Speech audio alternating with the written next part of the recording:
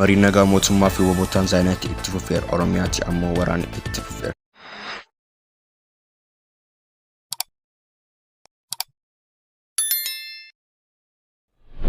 Marii nagaa marsaa lammaffaa mootummaa federaalaa fi waraana bilisummaa Oromoo WBO Tanzaaniyaatti gaggeeffamu itti fufee jiraachuun ministeerri dhimma alaa Itoophiyaa hime. Gama keenyaan mariin kun gama sabaa hin malleetiin akka ta'u hayyamamuu miti jedhan dubbii himan ministeerri dhimma alaa Itoophiyaa Ambaasaadar Mallas Alem. Mootummaa Itoophiyaa WBO waliin marii nagaa marsaa lammaffaa gaggeeffamaa jiraachuun kan mirkaneesse yeroo jalqabaatiif kunis ibsa idilee torbanii ministeerri dhimma alaa kamsa kenname irratti ture. Namoonni bakka lamaaniin bakka bu'an hunduu marii kana irratti hirmaachaa jiraachuun barame. Guyyoota darban keessa marii nagaa kun itti fufee gaggeeffamaa tureera.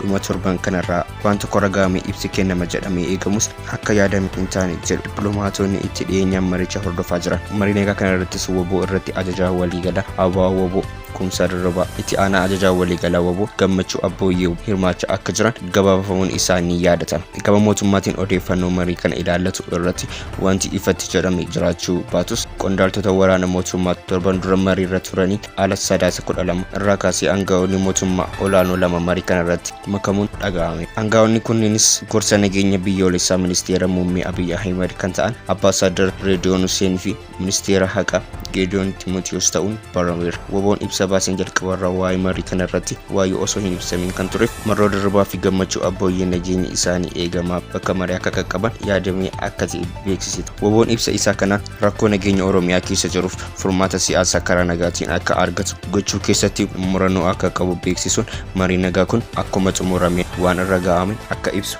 himee ture. Furmaata siyaasaa karaa nagaa hawwii saba keenyaa fi kabaja jaalalaan keenyaan wareegamanii dhugoomsuuf yoomiyyuu ni dhimma jedhee ibsa isaa kenneen Abaa WBO'n aangawoota mootummaa federaalaa Itoophiyaa alatti mootummaa naannoo Oromiyaa irras namoonni lama marii nagaa kana irratti hirmaachaa jiraachuun barame. Wayita marii nagaa mootummaa federaalaa fi WBO gidduutti Tanzaaniyaa Dar es Salaamitti gaggeeffamaa jiru kanatti waraana Oromiyaa bakka garaagaraatti cimee itti fufuun jiraattonni dubbachaa jiru. Torban darbe keessa godina Gujii aanaalee adda addaa Shawaa Kaabaa aanaa Kuyyuu godina Shawaa Lixaa aanaa Gindibaarat Wallagga Lixaa aanaalee tokko keessatti waraanni akka ture barameera. Dabalataan godina Bunnoo Beddellee fi Iluu Abaaboor aanaalee akka Makoofaa keessatti waraanni gaggeeffamaa jiraachuun himan. Mariin kun yoom xumuramuu akka danda'u irratti yaadni garaagaraa himamaa jiraatullee garuu haala cimina mata-dureewwan maricha irraa ka'uun guyyaa akkasii xumurama jechuun rakkisaa akka ta'e himan. ABO marsaa jalqabaa irratti dhimmoota kaal dureetti kaase keessaa tokko mootummaa ce'umsaa akka hundaa'u kan jedhu ture. Akkasumas hidhamtoonni siyaasaa biyya keessa jiran akka gadhiifaman gaafachuu fi dhimmoonni kanas jiraatanis